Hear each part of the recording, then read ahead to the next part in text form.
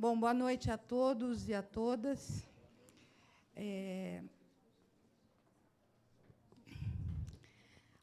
O Centro pensou esse debate, e, nesse caso, está fazendo em parceria com a Escola de Sociologia e Política, para a gente aumentar, inclusive, as atividades que a gente já vem desenvolvendo aqui, para debater esse momento que nós estamos vivendo, atraindo, inclusive, o público jovem e um público que é supra e pluripartidário. A gente tem tido experiências bastante enriquecedoras nesse sentido. E nós pensamos esse ciclo, ele será composto de 11 debates, um por mês, onde nós vamos discutir da economia à cultura, Brasil, crise internacional, América Latina, e tentando aprofundar um pouco os problemas e pensar e mensurar os desafios que a gente tem pela frente. Eu queria chamar para a mesa, já está na mesa, o embaixador Samuel Pinheiro Guimarães, professor Luiz Gonzaga Beluso,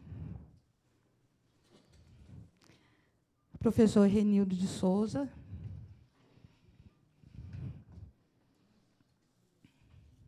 e aí eu pediria que, na fala deles, eles se apresentassem. E gostaria de chamar Aldo Fornazieri, que é diretor da Escola de Sociologia e Política, que é um dos promotores de evento, e o Altamiro Borges, para falar um pouquinho dos objetivos, aí, dos desafios que a gente está... Eu vou falar primeiro. Bom, boa noite a todos, boa noite ao embaixador Samuel, aos professores Beluso e Souza, né? Eu vou falar rapidamente, até porque minha voz, minha garganta não permite que fale mais de 1 minuto. E vim aqui porque realmente foi mais por uma obrigação, porque estou meio que caindo pelas tabelas. Nós nos associamos a esse evento na última semana. Pretendemos que os próximos debates sejam na Fundação, que é aqui pertinho, aqui no outro lado do Minhocão, né? A gente tem um espaço bom lá para debates. Nos associamos a esse evento porque fomos procurados pelo Instituto aqui e entendemos que é um dever, né, de uma instituição de ensino promover, participar e apoiar debates que tenham esse tipo de iniciativa, que é discutir o Brasil. O Brasil está vivendo uma profunda crise econômica, política, moral, e, nesse sentido, num momento principalmente em que os partidos têm baixa credibilidade junto à população, como todas as pesquisas mostram, eu acho assim que quanto mais debates plurais nós promovermos, mais facilmente encontraremos caminhos de saída para esse momento difícil do Brasil, né? Então, foi por esse motivo que nos associamos a esse tipo de debate. Parabéns ao Instituto. Eu acho que o debate é muito importante e a gente espera que, para o próximo, a nossa participação seja muito maior, muito mais integrada e muito mais assertiva. Obrigado.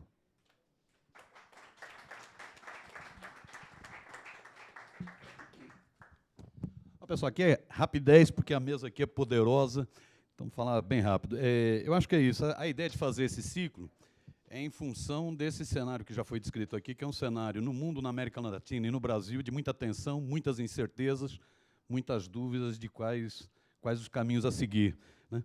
Então, é para fazer um momento de reflexão, de polêmica, de problematização entre nós, para entender melhor, então, esse quadro.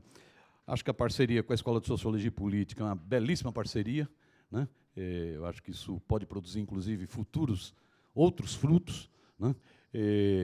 Gostaria também de fazer dois elogios especiais aqui ao time da TVT, da TV dos Trabalhadores, que vai transmitir todo esse evento ao vivo, além do que vai disponibilizar na sequência no YouTube, né? E também fazer um agradecimento especial à turma da CONTER, da Confederação Nacional dos Trabalhadores de Ensino, de Estabelecimento de Ensino, que vai fazer a memória de todos esses eventos, né? Nós vamos ainda ver se temos condição de, no final dos 11 debates, produzir um livro, um belo livro, né? Mas tudo vai estar registrado, transmitido ao vivo e na internet. Eu acho que é isso. Agradecer a presença de vocês, agradecer a presença da moçada que está acompanhando pela internet e deixar rolar aqui o debate. Afinal de contas, nós temos um belíssimo time na mesa. Eu acho que o seminário vai começar com a bola toda, né? Com a presença do Samuel Pinheiro Guimarães, que é um doce de pessoa e um dos maiores conhecedores da realidade mundial, do Beluso, que é um economista bastante conhecido, parabéns pelo texto na Carta Capital dessa semana, e do Renildo, que é um grande amigo, um grande economista também. Bola para frente. Gente, olha, vai passar uma lista de presença e, principalmente os estudantes que quiserem ter certificado dessas atividades, é só indicar que, no debate seguinte, vai estar recebendo o certificado. A ideia é que cada palestrante fale por 30 minutos e depois a gente abre para 2 blocos de questões, de 5 questões para eles. Vamos começar, então, com Samuel Pinheiro Guimarães. Embaixador Samuel. Está ótimo. Muito bem. Então, boa tarde ou boa noite a todas e a todos. Queria agradecer o convite aqui da Barão de Itararé para participar desse debate, na companhia do Beluso e do professor Renildo, que é um prazer muito grande para mim.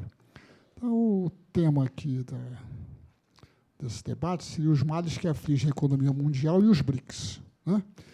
Então, eu queria começar falando, então, talvez um dos aspectos principais da economia mundial é a questão da crise, naturalmente. Talvez um deles, né? Então, você pode dizer que o capitalismo, como sistema econômico, ele tende a crises eventuais, né? Pela redução, em princípio, das oportunidades de lucro e pela concentração de riqueza, de renda, né? Dizer, não há demanda suficiente. Então, vários economistas imaginaram formas de superar isso, mas, em geral, essas situações são superadas ou pela abertura de novos territórios, né? Novos territórios para exploração capitalista e oportunidades de lucro, né? Ondas tecnológicas novas, como foram as ferrovias, o automóvel e assim por diante, e como não é a atual tecnologia da informação, não é considerada uma onda suficiente, né? Ou pela guerra, né? Isso são as 3 formas, em geral, que superam essa tendência e dão um novo impulso, né? Aqueles famosos anos gloriosos do capitalismo são um pouco a reconstrução da guerra, né? Quando se esgotaram, reduziram-se as oportunidades, imediatamente houve uma diminuição do ritmo de expansão da atividade. Muito bem. Então, nós temos aí acoplado nessa questão, além dessa tendência, houve um fenômeno jurídico, político, econômico, que foi a desregulamentação dos setores financeiros dos países altamente desenvolvidos, a começar pelos Estados Unidos. Houve uma desregulamentação geral, mas não só do setor financeiro, de outros setores também, né? E aí surgiram, inclusive, o que eles chamam do shadow banking, que são as entidades que não prestam informações, né? E um processo de especulação que também é natural do capitalismo. O capitalismo é um sistema especulativo, intrinsecamente especulativo. Como dizia Dom Jaime de Barros Câmara, no Rio de Janeiro, o comunismo é intrinsecamente mau, né? Eu digo que o capitalismo é intrinsecamente especulativo. Cada vez que você faz um investimento, ele está fazendo uma aposta. Ele diz, olha, eu vou abrir aqui uma atividade qualquer e eu acho que vai dar certo. Às vezes não dá, né? No mercado financeiro é diferente. Aí é, né, o mercado de moedas, o mercado de títulos, títulos dificílimos. O Jorge Soros declarou uma vez que, apesar de ele ser um extraordinário especialista, ele não conseguia entender os títulos. Os novos títulos, porque ele não conseguia, porque ele não conseguia calcular a lucratividade daquilo. Muito bem. Então, você houve essa desregulamentação que ampliou a possibilidade de especulação de fraude, né? A fraude se verificou, por exemplo, nos ratings dessas companhias de rating, né? Porque davam classificações muito boas para títulos que não tinham, porque eram baseados em hipotecas de má qualidade, né? Os chamados ninja, né? No income, como é que é? No income, no jobs, não sei o quê, no assets. Ninja. Quer dizer, vocês iam lá, vendiam hipotecas e punham aquilo debaixo do título. Sem emprego e sem patrimônio. E eles davam nota A para esses títulos. Aí os fundos compravam. Aí, quando estourou, começaram a estourar as hipotecas, pronto. Bem, depois é o seguinte, nesse processo houve a questão da taxa LIBOR, né? Da famosa manipulação da taxa LIBOR, né? Uma coisa extraordinária do interbancário, pô, uma coisa... E a roubalheira extraordinária. Extraordinária. Não só especulação, como roubo, né? Muito bem. Então, houve um processo de concentração de renda, de riqueza, nesse período todo. Os suíços ficaram extraordinariamente ricos, né? Os grandes executivos, os grandes bancos, alguns foram salvos pelo Estado americano, né? Muito bem, essa é a questão da crise. Depois eu vou falar um pouquinho de novo sobre as dificuldades para vencer a crise, né? Mas é um pouquinho adiante. Então, a segunda questão da economia internacional, na minha opinião, é a questão da China. A China é a nova fronteira do capitalismo. Abriu-se uma enorme fronteira de 1 bilhão e 200 milhões de indivíduos, não digo de consumidores, mas de indivíduos, né? Extraordinário. E houve, em relação à China, a maior migração de capital, talvez, da história, talvez, e de tecnologia, que são os investimentos da multinacionais na China. Uma migração que só houve nos Estados Unidos em relação à Inglaterra, final do século XIX, por aí, né? Depois da Guerra de Secessão, né? Muito bem. Onde os lucros são extraordinários. As multinacionais têm lucros na China gigantescos, né? Gigantescos. E a China cresceu 10% ao ano, desde 79 até recentemente, está crescendo 6,7%. Né? E a China é um sistema capitalista misto. Tem grandes empresas estatais, né? Mas é um sistema capitalista que disciplina o capital estrangeiro. Quer dizer, aquelas mega multinacionais que vão para lá são disciplinadas, não é, digamos, com liberdade de ação, não, é tudo muito disciplinado. Dentro de cada grande multinacional na China existe um comitê do Partido Comunista. Dentro, tomando conta, olhando o que está acontecendo, né? Não, aquilo ali não é algo, digamos, solto, né? Faz o que quer, como em outros países que nós conhecemos, né? Nós sabemos o nome, né? Cada um faz o que quer e tal, né? Mas, enfim. E eles fazem um enorme esforço de desenvolvimento tecnológico. Um enorme esforço, né? Enorme, gigantesco, né? Enfim, não vou nem citar os exemplos, porque não importa. Agora, o interessante da China, do ponto de vista capitalista e político, é que é um sistema em simbiose com a economia americana. Não é uma coisa separada e antagônica, não, é a simbiose. Não só pelos capitais estrangeiros lá, como pela aplicação das reservas nos títulos do Tesouro Americano. Então, aquilo tudo digamos, entrelaçado. Ao mesmo tempo, é uma disputa. Você tem uma disputa e tem uma simbiose, é algo E os chineses são muito cautelosos, porque eles conhecem o poderio americano. O poderio americano não é para ser desconhecido, não. Quem desconhece, depois pode ter consequências graves. São muito poderosos militarmente, muito agressivos. E, como se diria, tinha um colega meu no Itamaraty, 2 colegas. Um deles é uma pessoa, e o outro era um homem muito inteligente, que era o Araújo Castro. Aí perguntaram, o que você acha do fulano? Ele disse, fulano é um rapaz muito capaz. Eu disse, ficaram assim, né? Ele disse, capaz de tudo. Então, eles são capazes de tudo. Tudo. Falsificar a prova, fazer o diabo, matar pessoas. Não tem essa, sabe, esses pruridos, né? Pruridos. Coisa de papista, né? Prurido aí. Né?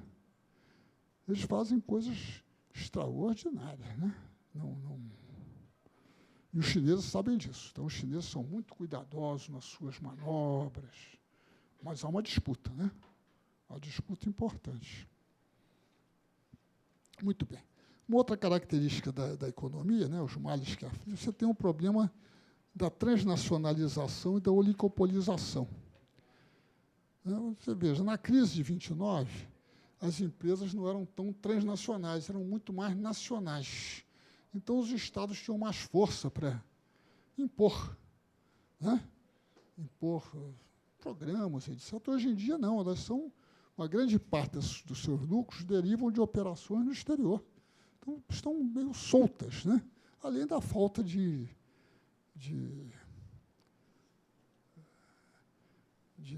possibilidade de ação dos estados, né? Elas estão menos sujeitas ao poder regulatório. Estão aí, além da influência política que tem, né? Uma outra história boa é de uma senhora que se chamava Rockefeller, uma senhora que era matriarca do clã Rockefeller. E aí, não sei se foi o Nelson Rockefeller, foi falar com a mãe, essa senhora, o que ela achava dele ser candidato a presidente da República dos Estados Unidos, né? Falou, ela ouviu e tudo, né? Ouviu. Quando terminou, a mãe disse, meu filho, você quer passar de patrão a empregado? Patrão é empregado. Então, a influência é enorme, né? No sistema político, legislativo, é enorme, né? Muito bem. Então, você também, ao mesmo tempo, tem um processo de oligopolização dos mercados. O professor Beluso estava me dizendo outro dia, né? Você tem em cada mercado um pequeno grupo de empresas que oligopolizam os mercados, definem os preços, vão expandindo sua participação, comprando. As fusões se sucedem, né? Então, isso é uma característica importante da economia mundial hoje em dia, né? Muito bem. Agora, um outro aspecto da economia mundial ainda é que é a ofensiva do capital contra o trabalho. É um processo de ofensiva. Quer dizer, você, a partir de 1917, com a Revolução Russa, ou bolchevique, ou comunista, como preferir, né? É verdade. Bolchevique é dar uma certa bandeira, né? Se falar bolchevique não é... é bandeira. Vocês não sabem o que é bandeira, né? Mas, enfim, a Revolução Russa 17, você tem a Revolução, depois você tem a Grande Depressão, tem a guerra, e surgem as teorias keynesianas, né? Para enfrentar essa tendência à estagnação. E aí você tem todo um período de expansão do capitalismo, né? Depois da... tem o Plano Marshall, tem muitas coisas. Depois... Perdão. Não, então, desculpe. Então, quer que eu comece tudo de novo? Começo tudo de novo, não tem problema. Aqui a gente faz o que o cliente pede. O que o cliente pediu, a gente faz. Mas tudo bem. Mas, enfim, então, vou falar um pouquinho mais perto aqui do microfone, eu acho que fica melhor. Então, você tem isso, né? E você tem a expansão do welfare state, aquilo vai indo e tal. Mas a partir, creio que de 73, né, primeiro choque do petróleo, você começa a ter a competição japonesa nos Estados Unidos, tem uma série de fatores, né? E que, então, há uma mudança nos Estados Unidos, uma mudança ideológica importante, que é a mudança que sai do keynesianismo e entra lá para o supply side economics, lá do Reagan, a desregulamentação, fim do Estado, redução do Estado, e assim por diante, né? E você tem a luta contra as conquistas dos trabalhadores. Isso é a luta que está vindo até hoje, né? Vai passando por várias fases, né? Vai indo e tal. E, naturalmente, se agrava na medida em que a União Soviética, junto com a ajuda da Madame Thatcher, né? E daquele outro alemão, né? Kohl, né? E mais o Mitterrand também, que também ajudou nisso, depois de um primeiro período, né? Então, eles se uniram e montaram uma ofensiva neoliberal, chamada neoliberal, extraordinária, né? Contra os direitos do trabalho em geral, de todas as conquistas que haviam sido feitas e tudo, eles foram e continuam até hoje, né? E, portanto, é uma coisa atual. Com o fim da União Soviética e a hegemonia americana facilitou esse processo, quer dizer, criou-se de forma geral, é um processo de abertura e desregulamentação geral das economias para que as multinacionais possam atuar com liberdade, né? Isso é feito através de acordos de livre comércio, é feito através do OMC, é feito de toda forma, né? As agências de rating, que não te dá o rating se você não segue certa política. Essas políticas são basicamente o seguinte: facilitar a ação das grandes empresas multinacionais em todos os países. É esse o objetivo. É esse o objetivo, né? Principalmente das americanas. Então, depois eu comento se houver um tempinho, né? Então, o capital procurou restaurar, nessa disputa ideológica, a sua hegemonia, né? Aí volta toda aquela questão da divisão internacional do trabalho, cadeias globais de valor, toda uma série de conceitos, né? Quer dizer, a divisão internacional do trabalho é coisa tradicional. Os países industrializados produzem manufaturados ou bens sofisticados, e os países da periferia produzem produtos primários. Está acabado. Isso é o que sobrou para nós, né? Mas, enfim, a questão toda a difusão da ideia do culto do mercado, da eficiência, do individualismo, né? E assim por diante, né? A redução do Estado ao mínimo, é uma disputa ideológica, né? É verdade. Muito bem. Então, os BRICS, né, que é outra parte do tema, né? Em primeiro lugar, eu acho que é uma coisa interessante, que é o paradoxo dos BRICS, que é o seguinte: um conceito que surgiu no Goldman Sachs para definir mercados para investimentos virou um processo político. Quer dizer, mudou. Começa com, digamos, recomendações. Como é que é o nome dele? Jim O'Neill, né? Jim O'Neill, recomendações para investidores, e, de repente, se transforma num processo político. Processo político de grande importância econômica e política, né? Muito bem. Então, o segundo ponto interessante é que os BRICS, a China, etc., a Rússia, a Índia, etc., eles não querem criar um novo sistema internacional alternativo, não. Não querem. Eles não têm essa, eles não se apresentam, dizer, é o fim do FMI, não. Eles querem mudar as regras para ter posições melhores dentro desse sistema internacional. Os chineses são muito... Então, ideias como o aumento de cotas do Fundo Monetário e assim por diante, né? Aparentemente, de um lado, né? Mas eles não se apresentam como revolucionários, eles se apresentam como reformistas, né? Países que foram excluídos da organização do sistema econômico internacional em 1945. Bem, a China era a China nacionalista, né? A Índia, em 1945, era ainda uma colônia, né? Bem, o Brasil... O que era o Brasil? Né? O Brasil era uma grande fazenda, né? Uma coisa assim, né? não tinha um sistema industrial poderoso, nada disso. Né? A África do Sul era uma colônia. Né?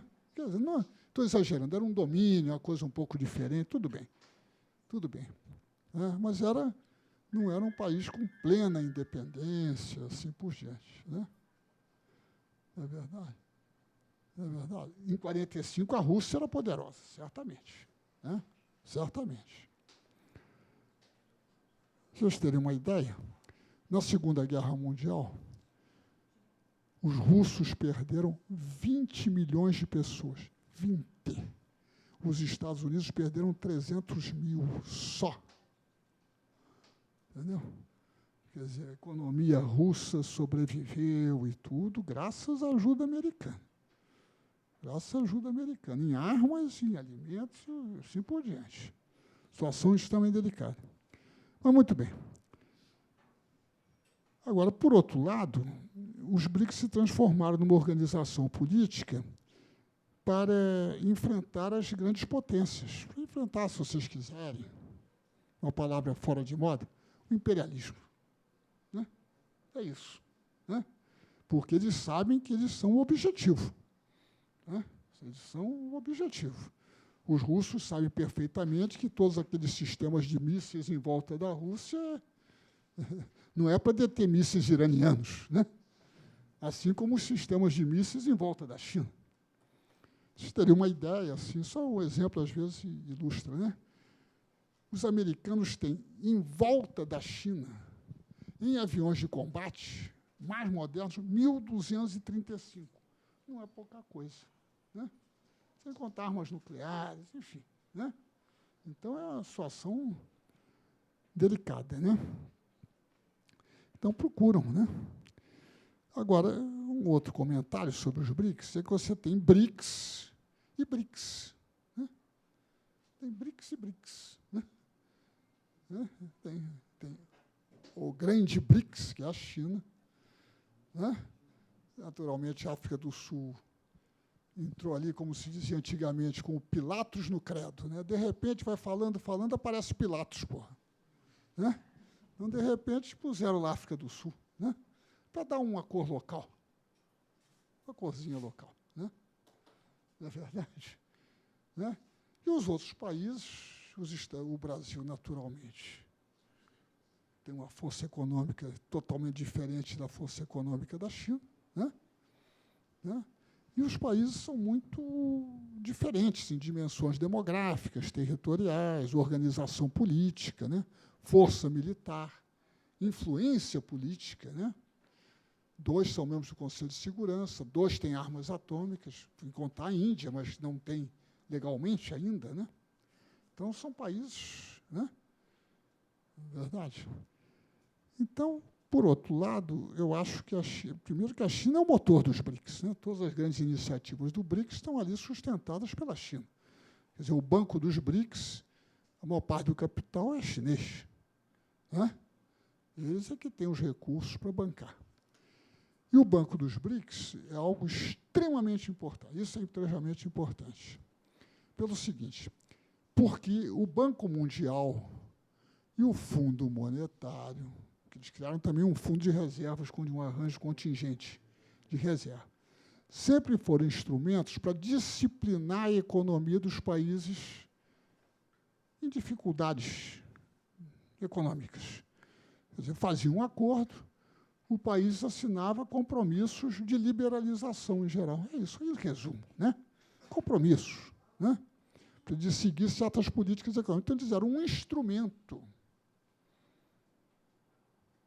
das grandes potências, especialmente dos Estados Unidos, para impor certas políticas econômicas, como hoje em dia, na Europa, a senhora que é europeia. Né? Está lá o Fundo Monetário, junto com a Comissão, né? E junto com o banco, né? Impondo políticas à Grécia, pô. Não é verdade? É isso. Né? Em vez de ser um país impondo ao outro, eles criam um organismo multilateral que impõe as políticas. Então, vem o Banco dos BRICS e diz, olha, é o seguinte, o Banco dos BRICS, chama-se Novo Banco de Desenvolvimento, ele pretende fazer empréstimos sem impor condicionalidades políticas. De fazer um empréstimo para o fim que for. A mesma coisa o arranjo contingente, mas ainda não está funcionando totalmente, né? O banco já está. Né? Você vê que Paulinho foi morar em Xangai. Né? O quê? Hein? Ele é chato. Ah, então tem que voltar para Nova York. Nova York não, para Washington, que é chatíssimo. Pô. Né? Mas, enfim, é assim mesmo. Mas, enfim, então você tem esse projeto do Banco dos BRICS que afeta o sistema de controle do Departamento do Tesouro sobre os países periféricos. Compreende? E isso aí eles não acharam nenhuma graça. Nenhuma graça. Né? 2, o projeto do Banco Asiático da Infraestrutura, um grande projeto. Né? 3, a Rota da Seda, outro grande projeto. Né? E, de uma certa forma, vou dizer uma coisa um pouquinho heterodoxa, porque não é igual, né? Os acordos com a África, acordos muito grandes, com a Rússia, acordos muito grandes entre a China e a Rússia. Né? O acordo que fizeram conosco aqui, os acordos que fizeram com a Argentina. Né? Então, digamos, os Estados Unidos e a China têm o mesmo propósito internacional, o mesmo, que é o seguinte, aliás, como todos os Estados, né? Que a gente esquece, na minha opinião. O objetivo da política internacional externa do Estado é se apropriar da maior parcela possível do produto mundial. Maior parcela possível. Né? Para beneficiar a sua sociedade. Isto é, para beneficiar as elites hegemônicas das suas sociedades. Porque os lucros que a Nike, sei lá, tem na China, vão para os acionistas da Nike, pô. Não vai para o sujeito lá, o trabalhador da Nike. Né? E vai um capilé, compreendeu? Vai lá um capilézinho, né? Dá uma rebarbazinha, né? Mas é para beneficiar as elites hegemônicas, vamos deixar isso claro, né? Para não ficar uma dúvida aí no ar. Né? Então, é uma luta. Nessa luta é importante ter acesso a mercados, explorar mercados, ter acesso a recursos naturais, né? Isso é, ter acesso ao petróleo, ao lítio, ao nióbio e assim por diante. Isso é, tem que desregulamentar as economias onde estão esses produtos, que, em geral, são economias periféricas. Em geral. Né? Os grandes recursos naturais estão nas economias periféricas. E o controle das vias de acesso, por onde passam os navios. Então, daí a importância da questão do Mar da China. Por ali passa um volume enorme de petróleo. Né? Então, este é um objetivo americano, ter acesso aos mercados, ter acesso aos recursos naturais e controlar as vias de acesso, militarmente. Né? Mas esses são os objetivos chineses. Ter acesso aos mercados, ter acesso aos recursos naturais e controlar as vias de acesso. É a mesma coisa, muito parecido. É um pouco diferente, que os chineses não são, tradicionalmente, não são expansionistas. Não são. Eles não têm essa ideia. Inclusive, que territorialmente não são, ao contrário. E, inclusive, porque eles têm uma coisa muito curiosa. Eles sempre se acharam muito superiores aos bárbaros, que eram as pessoas fora da China.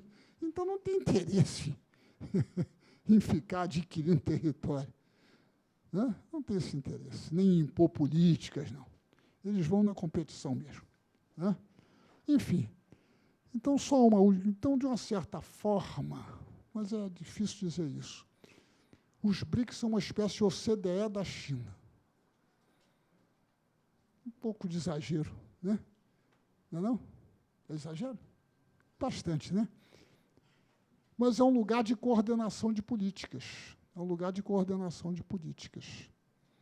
pretende ser um lugar de coordenação de políticas, de alianças e tudo, né?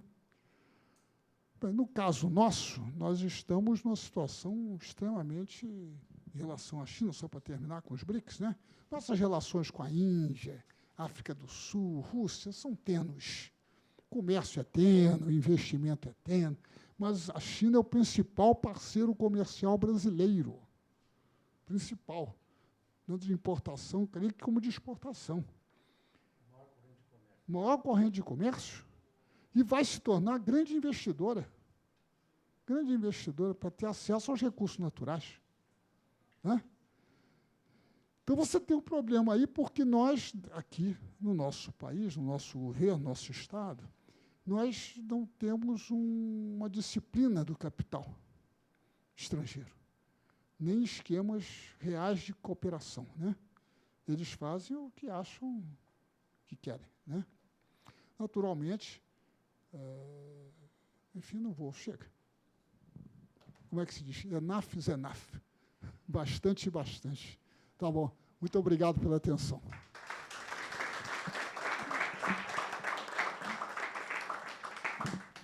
Vou passar a palavra agora para o professor Renildo, professor da Universidade Federal da Bahia.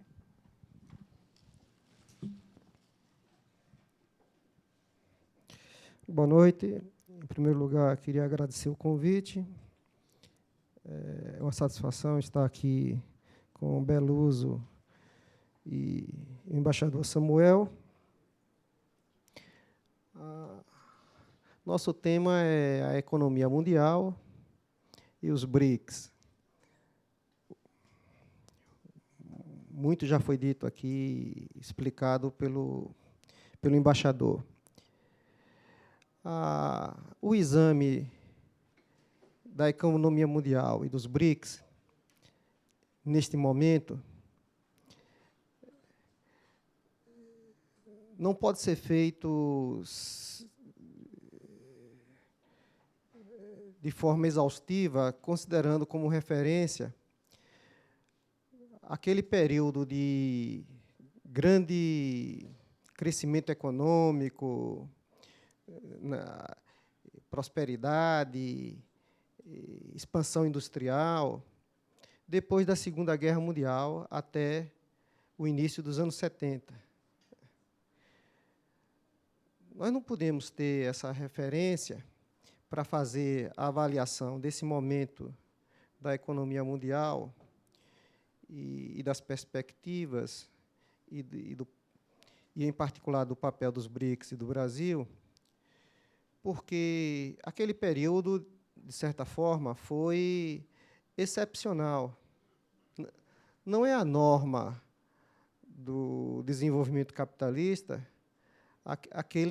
aquele processo simultaneamente de expansão, de prosperidade, de direitos sociais, trabalhistas. Aquilo estava muito influenciado, tanto pelo que o embaixador Samuel aqui se referiu, que foi um processo de reconstrução econômica depois da grande destruição da Segunda Guerra Mundial e de consolidação da hegemonia, da nova hegemonia no sistema mundo, que a hegemonia norte-americana, essa nova hegemonia com o dólar, com sua predominância industrial, tecnológica, financeira, liderando a reorganização das relações internacionais, a partir de Bretton Woods, a partir da criação do FMI, do BIRD. Então, ganhando, inclusive, em relação à disputa do conteúdo dessa reorganização, com a perspectiva apresentada por Keynes, né, ali em Bretton Woods, para atenuar aquela supremacia americana, aquela supremacia do dólar, etc. Então, mas foi, ao mesmo tempo, decorrente, aquele período, de outros processos. Ali tinha a presença da União Soviética, tinha o movimento operário, tinha a luta de classes. Então, nós tínhamos a hegemonia americana, tínhamos o compromisso keynesiano, social-democrata, tinha o movimento operário, a luta da esquerda, o processo de descolonização e os movimentos nacionalistas de descolonização, a Conferência de Bandung, o movimento dos não alinhados. Então, eram circunstâncias políticas, ideológicas, internacionais, que nós estamos muito longe disso nesse momento, né? Hoje faz uma grande falta uma polarização política avançada, de esquerda, alguma alternativa, uma disputa de hegemonia no mundo para configurar essas relações internacionais e as perspectivas da economia e dos problemas sociais no mundo nesse momento. Então, esse contraste desse momento com aquele período é muito insuficiente para que nós compreendamos bem esse nosso momento. Então, essa economia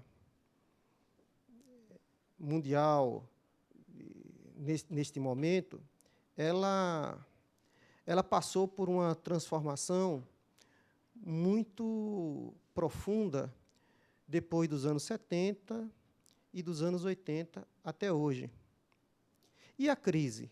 E essa crise agora de 2008? Essa crise cristaliza, aprofunda, agudiza essas características, esses processos que transformaram a economia e o sistema capitalista desde os anos 70 e dos anos 80. Essa crise, sem uma polarização pela esquerda, sem uma nova polarização progressista, essa crise não é uma negação dessas transformações dos últimos 30 e 40 anos no sistema capitalista. Essas características regressivas do ponto de vista dos interesses sociais, democráticos, nacionais, né, dos povos no mundo. Poderíamos pensar que a China ou os BRICS poderiam ser essa polarização progressista para tentar confrontar com esses processos regressivos dos últimos 30, 40 anos. Não, como o embaixador já explicou, a China não tem esse apetite para esse choque frontal, né, imediato. Não. Eles, inclusive, cunharam a expressão para caracterizar a ascensão chinesa, essa ascensão chinesa em curso, ascensão pacífica, né? Então, para exatamente evitar a impressão de uma colisão frontal. Não é assim, né? Então, beneficiaram-se bastante durante muito tempo do Estatuto de Nação Mais Favorecida, referendado a cada ano pelo Congresso americano para favorecer as relações comerciais com os Estados Unidos. Então, essa economia mundial, nesse momento, ela é a economia constituída pela hegemonia, pela recuperação e mudança da hegemonia americana dos últimos 30 e 40 anos, e por uma profunda transformação na estrutura produtiva mundial, por uma mudança total do sistema financeiro no mundo. Nós não podemos explicar tudo o que está ocorrendo apenas pela finança. É preciso levar em consideração essa reestruturação produtiva de grande monta. E nós não podemos também explicar esses problemas em curso, a crise e seus desdobramentos, examinando apenas os indicadores de crescimento econômico, indicadores macroeconômicos de um país, de uma unidade nacional. A economia capitalista é um sistema, é uma totalidade. Isso ficou provado logo quando foi deflagrada a crise, em 2007, 2008, começou uma ideia de que havia um descolamento dos chamados emergentes, sobretudo dos que constituem os BRICS. Essa ideia, aqui entre nós, no Brasil, está materialmente sendo negada, esse descolamento. Não, as mudanças que ocorreram nos últimos 30 e 40 anos aumentaram ainda mais a integração do capitalismo com o sistema, como totalidade, na produção, no comércio, nas finanças, dando mais liberdade de movimento para o capital, na produção, no comércio, na finança, para o grande capital. Houve um processo, na revista Carta Capital dessa semana, o Beluso está com uma matéria muito interessante sobre o agravamento dessa centralização do capital na estrutura material, produtiva, em todo o mundo. Então, é um pequeno punhado de empresas que lidera a empresa chamada integradora, chamada flagship, essa empresa que fica com a parte do leão, dos lucros e dos ganhos, né, nessa reestruturação produtiva. Para vocês terem uma ideia, estudiosos falam que, nesses produtos mais modernos, mais sofisticados, só 2% do preço corresponde à montagem. Então, o país que se especializa na maquila, apenas na montagem final, fica com quase nada, né, como salário, como renda. 20% a 30% ficariam para peças e componentes.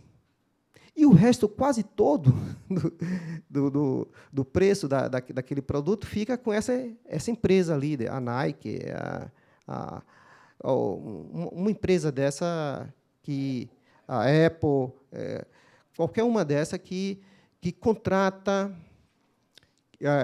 as empresas fornecedoras, que decide e que centraliza a pesquisa e o desenvolvimento, o design, o marketing, né, e deixa essas etapas da produção propriamente dita para esses países com essas vantagens de salários rebaixados, extremamente rebaixados, suprimento de recursos, de insumos a partir de recursos naturais,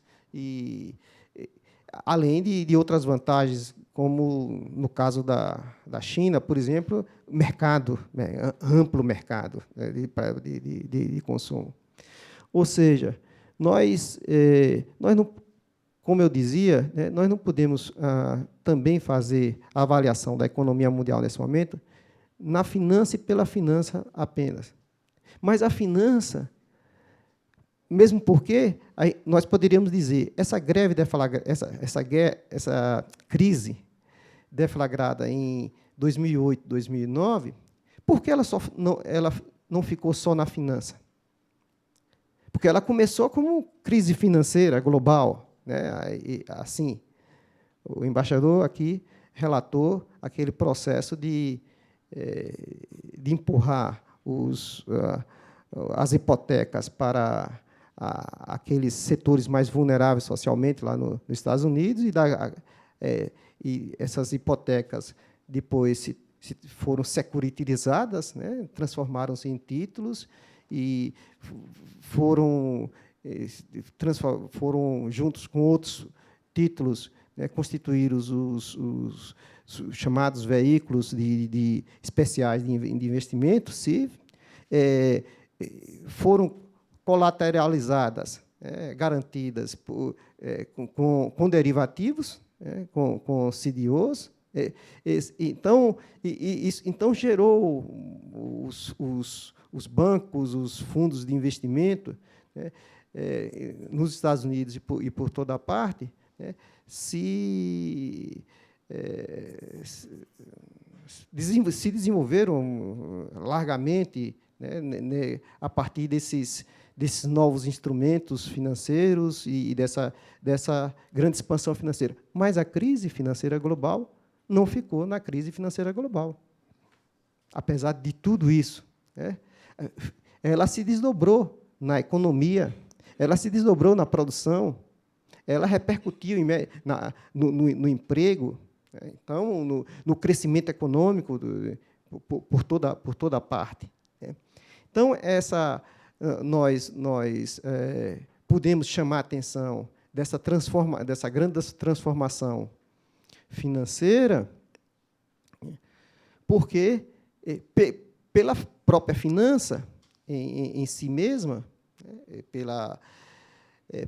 pelo que ela representou de uma expansão desmesurada, em si mesma, né, seja como lucros, ou seja como mera especulação, propriamente dita, mas também pelos novos papéis que novas instituições financeiras começaram a desempenhar na economia mundial.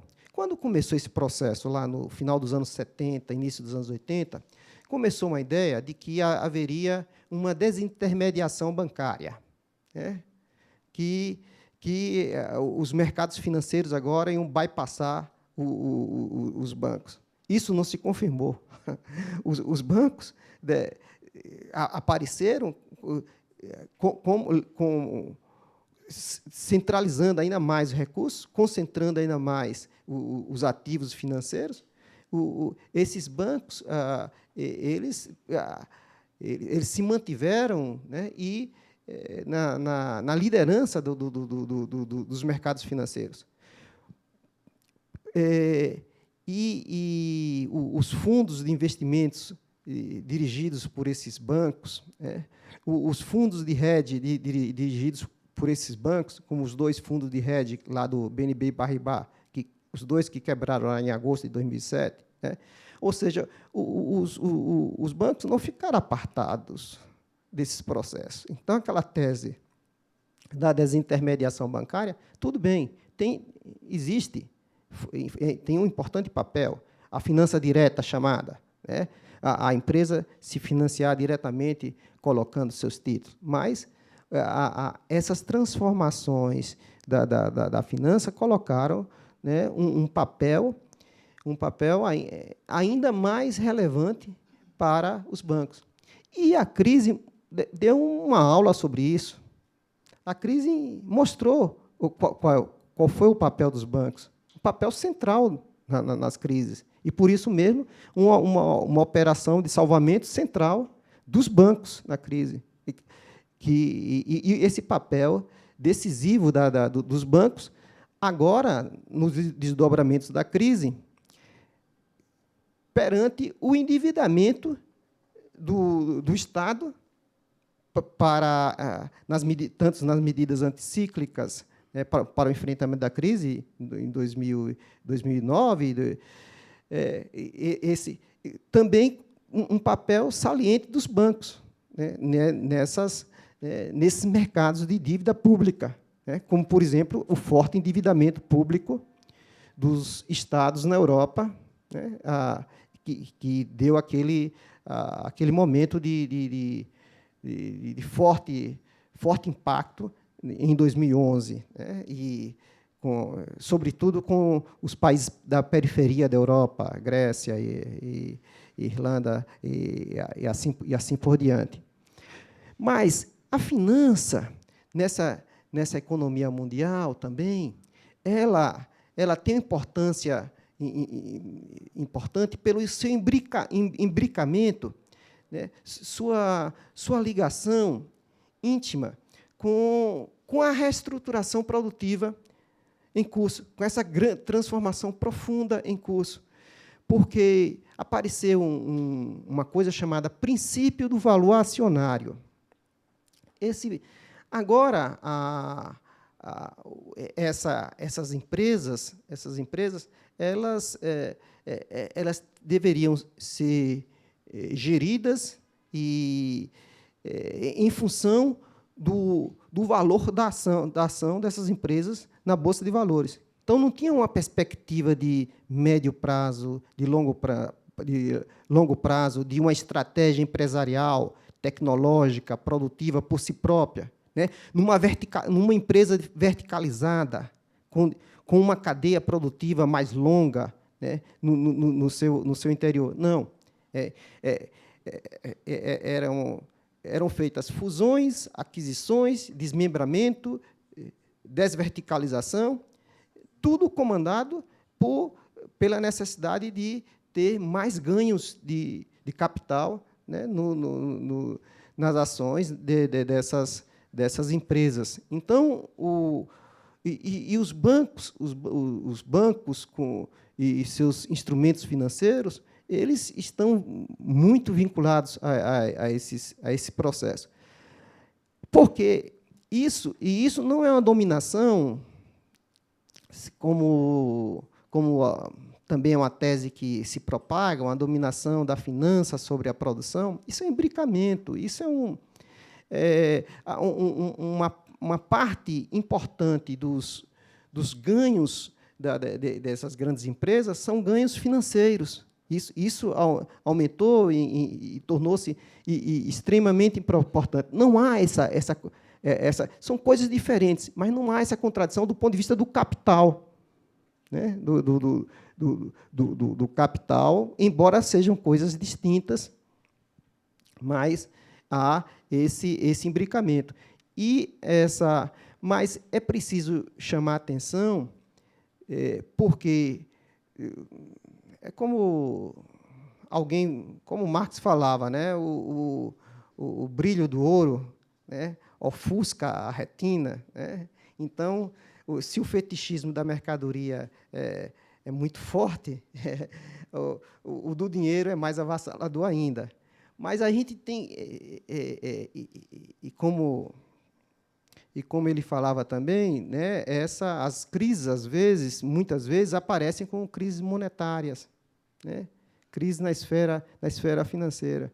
Mas essas transformações produtivas são muito importantes, nós levamos em consideração elas em si mesmas, porque o que elas significam para os BRICS, né? O que elas significam para o Brasil, o que elas significam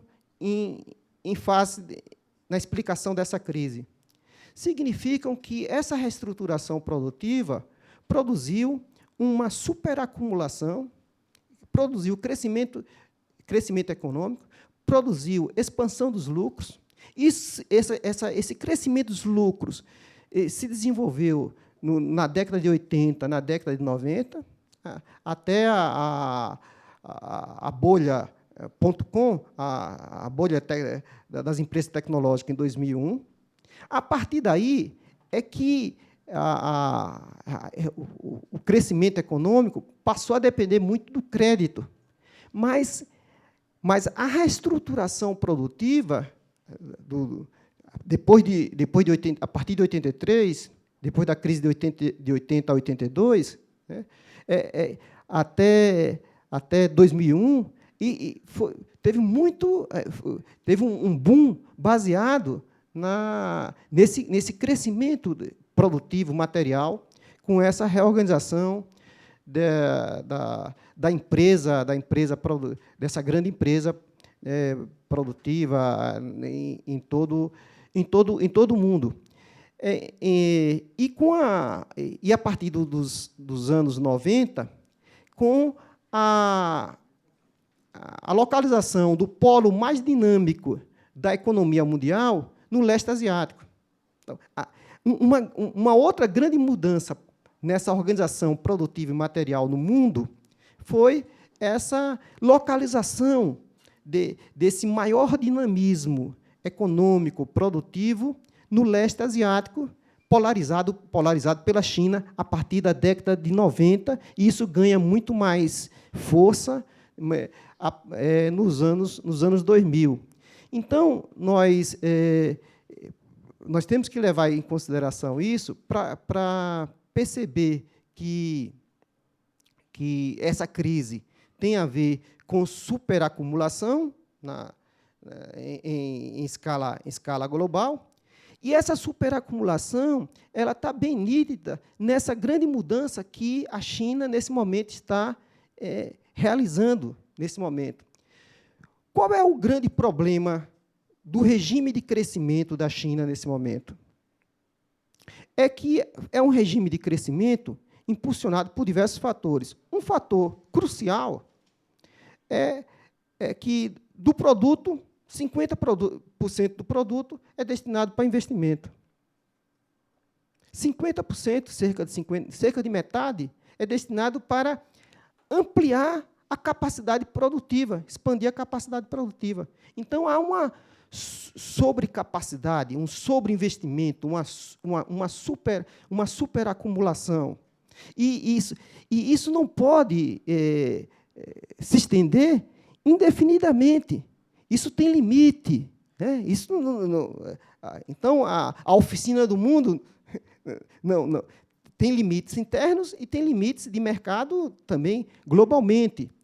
Internos tem o choque com o crescimento gigantesco das desigualdades sociais. Então, 400 milhões de pessoas saíram da pobreza na China nesse processo, é verdade, mas isso também significou um agigantamento medonho das desigualdades de renda e de riqueza no interior da China.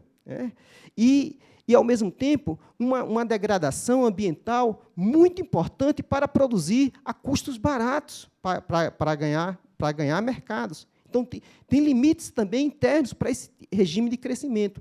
E esse regime de crescimento tem limites também financeiros internos na China, porque essas empresas, as grandes empresas, sobretudo a indústria pesada, elas precisaram se endividar muito para bancar essa expansão, esse crescimento de sua capacidade produtiva.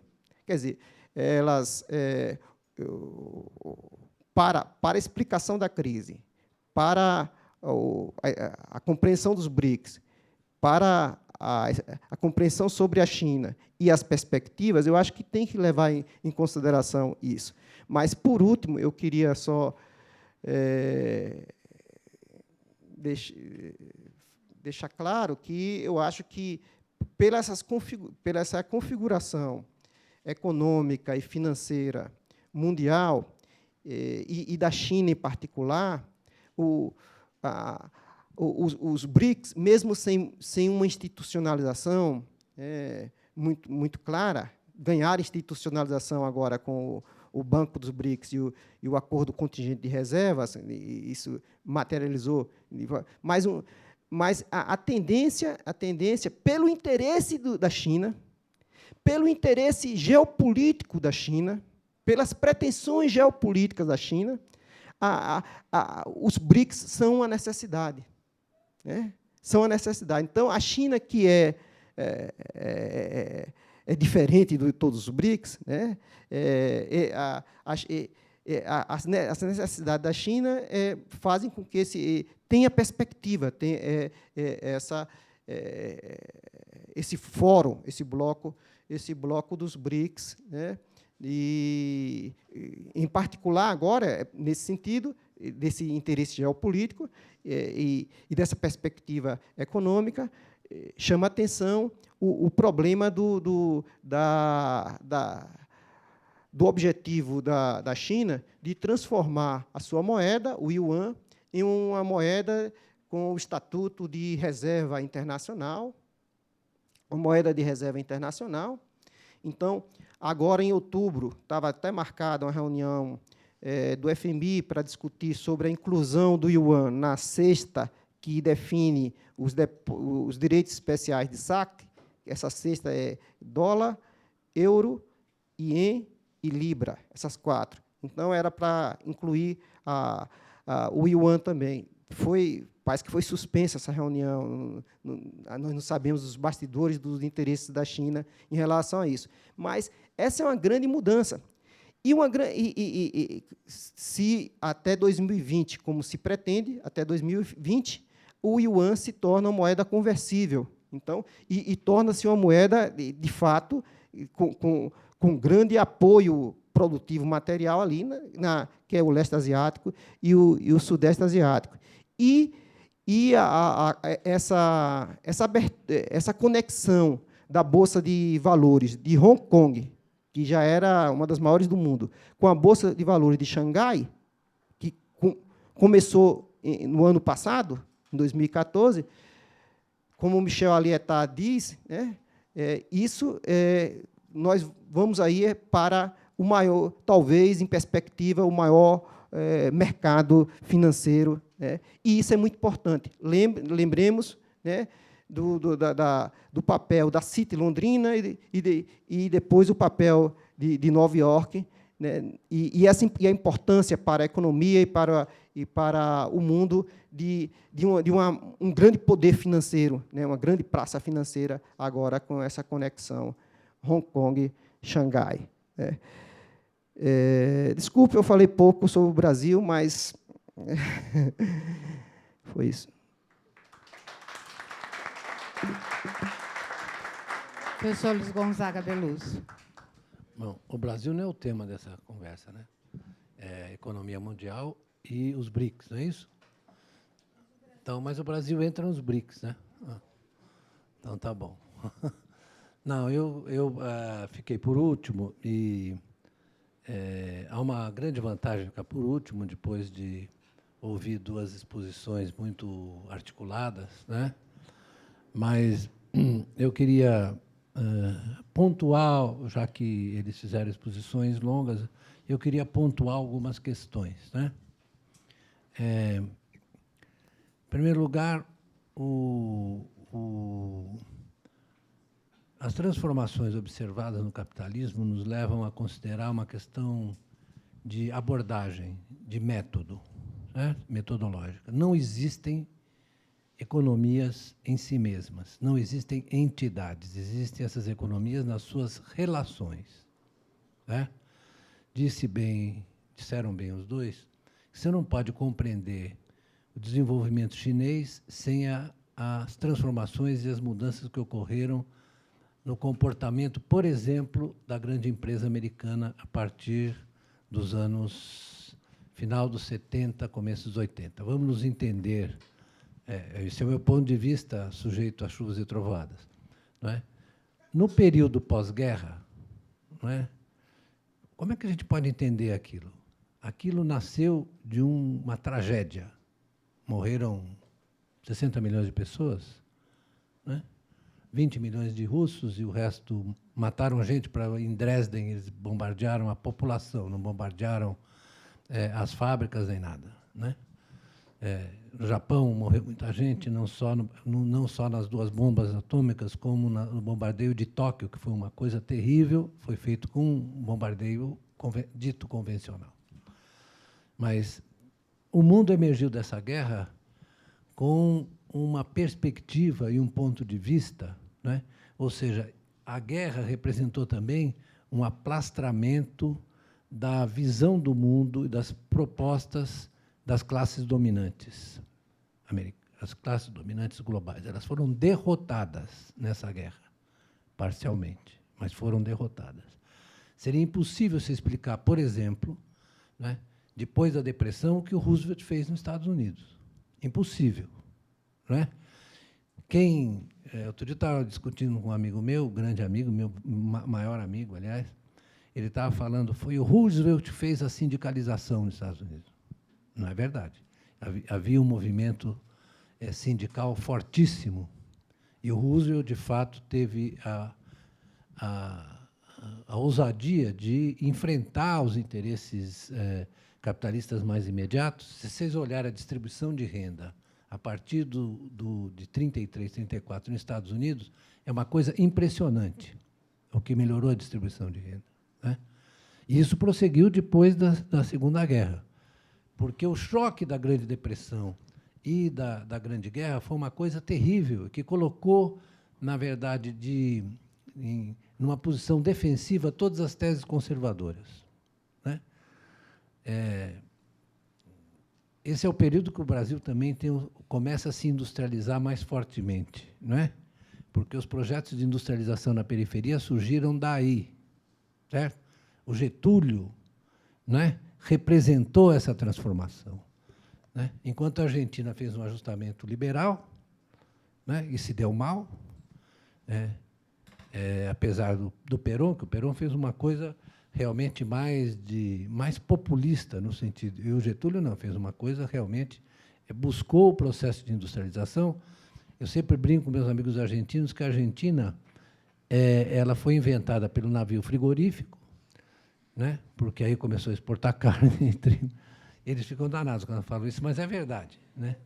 E entraram em uma lenta deterioração econômica a partir da crise de 29, porque foi o fim da hegemonia inglesa e o aparecimento dos Estados Unidos como hegemônico e competidor da Argentina na exportação de commodities, carne, etc.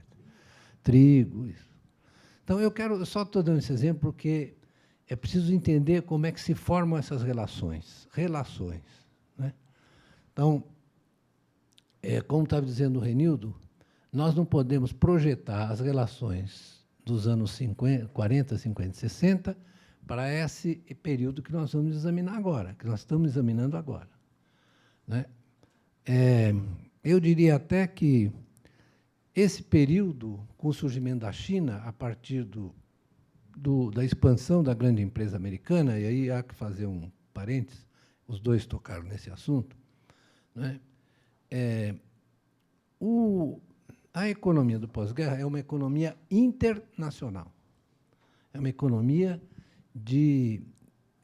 são relações de economias nacionais, então, internacional. Essa economia que nós estamos analisando é uma economia global. Por que é global? Eles dois já falaram e eu vou repetir. Porque, ao mesmo tempo que você tem centralização do controle capitalista, né, pelo cérebro. Qual é o cérebro? O cérebro é o cérebro da finança. Isso significa que você tem transformações também na empresa, né? Não é, ele estava dizendo corretamente, não é uma coisa que se sobrepõe à outra, é uma coisa que está integrada à outra, né? Está integrada. Então, essa transformação se fez a partir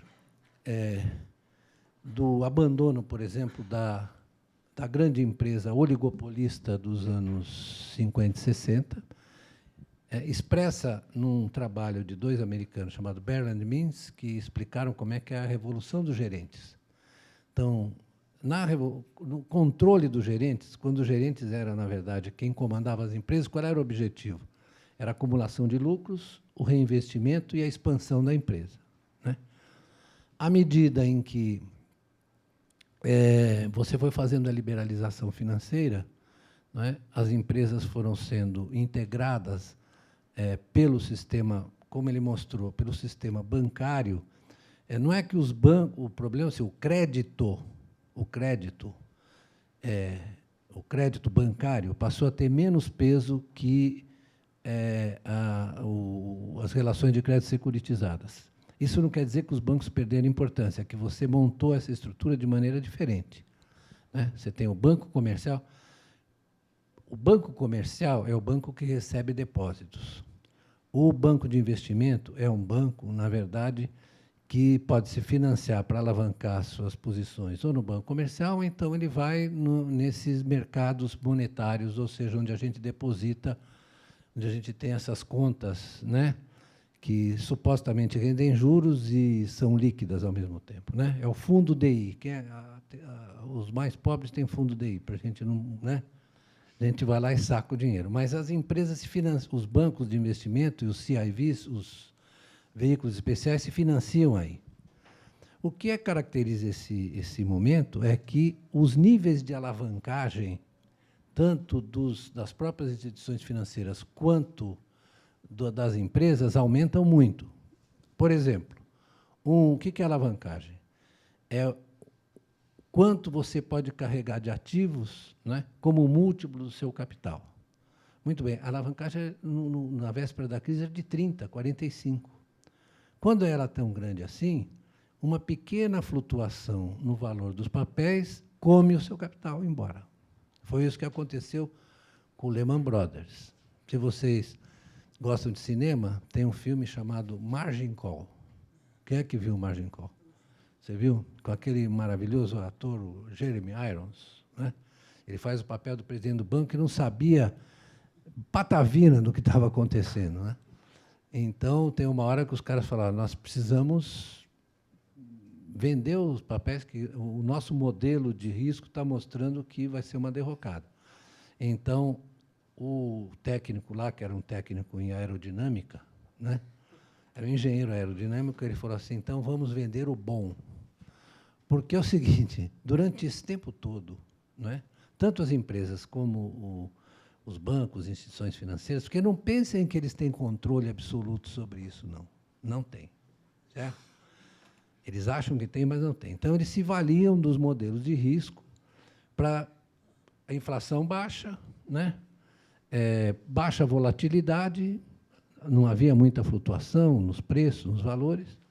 Eles achavam que estava tudo bem. Só que você estava construindo uma montanha de instabilidades. Quando ocorreu um incidente, né, o preço das casas começou a cair. Isso afetou o quê? O preço daqueles ativos que ele falou, os CDOs. O que eles faziam com os CDOs? Pegavam um bloco de empréstimos hipotecários, juntavam esses empréstimos de várias qualidades e, em cima disso, emitiam um título, um papel. Por que é importante a gente falar isso? Porque isso, na verdade, contaminou o mundo. Eles venderam esse papel desde a Europa até o Japão. Todo mundo comprou. Por isso que se aumentou o risco sistêmico. Então, é o seguinte, essa concentração financeira e produtiva mostra que o risco sistêmico aumentou. Então, estava na cara a pessoa dizendo, não, uma crise financeira. Era, sim, uma crise financeira, uma crise bancária, mas também uma crise de crédito, porque pega em cima todas as empresas que estavam endividadas. Os valores delas capotaram, né? E a Bolsa de Nova York sofreu uma perda enorme. Então, essa integração ela também aumenta o risco sistêmico, né? Porque qualquer incidente em qualquer das partes do sistema acaba se espalhando rapidamente. Não é difícil entender isso. Mas havia suposição, veja só como eles são, havia suposição de que o preço dos ativos não estava correlacionado. Ou seja, tinha um economista chamado Robert Lucas, que é o pai das expectativas racionais, que, quando a Rainha Elizabeth foi à London School of Economics e perguntou, mas como vocês não anteciparam a crise? Aí ele disse simplesmente que nossos modelos não contemplam a possibilidade de ocorrer uma crise. Certo? Então, vocês veem em que estágio o conhecimento econômico se encontra. Certo? Isso, meu modelo... não. E ele dizia o seguinte, esse Lucas, e, além disso, a crise do subprime vai ficar restrita ao subprime. Não vai acontecer nada com o resto. Quer dizer, não entendia nada do que estava falando. Né? Zero. Prêmio Nobel. Mas Prêmio Nobel de Economia não vale nada. Não. Hã? Bom, da paz eu não sei dizer, mas eu digo, de economia não vale nada, porque não é o Alfredo Nobel não criou o prêmio de economia, quem criou foi o banco. Não é ciência, é isso mesmo. Então, eu sei, não é ciência, é uma forma de conhecimento bastante precária, é isso mesmo. Não, é isso. Não, né? Vocês estão vendo o que está acontecendo aqui. Eles estão usando o modelo de ajuste fiscal. O que está acontecendo? Está bom isso está acontecendo? Não, porque eles lidam com modelinhos, entende? Então, se eu faço isso, acontece isso. Se eu faço tudo certo, acontece tudo certo. Né? Só que está dando tudo errado, porque é óbvio. Se você dá um choque de juros, como você está dando, e... Não, mas eles demoram para perceber. Mas eu queria voltar à história queria a história do Lucas, porque ele diz que se ocorrer uma crise no subprime, não acontece nada com o resto. Né? Aí um outro economista, que vocês conhecem de nome, você que estudou, eu também, né? Você, chamado Paul Samuelson. E esse Paul Samuelson disse que é um economista das antigas, já morreu, aliás, acho que o ano retrasado, né? Ele, já velho, falou assim, esse cara está enganado, porque quando você tem uma crise de liquidez assim no mercado tão amplo, você vai vender o bom. Ele disse, você vende o ativo bom para poder, na verdade, pegar algum que ninguém compra o ruim. Sabe uma crise de liquidez? Uma crise de liquidez é o seguinte, parece uma palavra, né? É o seguinte, tem muita gente querendo vender e ninguém querendo comprar. É simples assim. Né? Não é isso? E as crises de liquidez ocorrem com frequência nesses mercados de negociação de títulos. Né?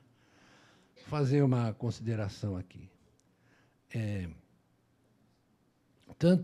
Só dois economistas, três, eu diria, economistas conhecidos, se deram conta da peculiaridade do que Marx chamou do capital fictício.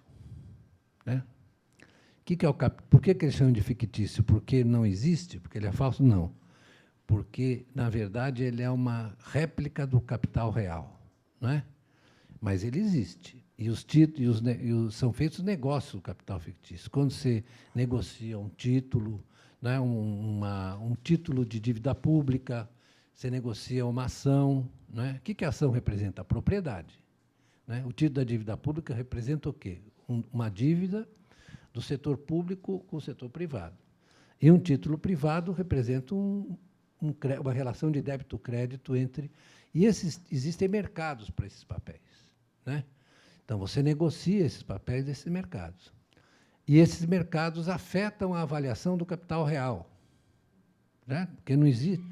Não há uma maneira de você avaliar. Né? Isso é o capitalismo.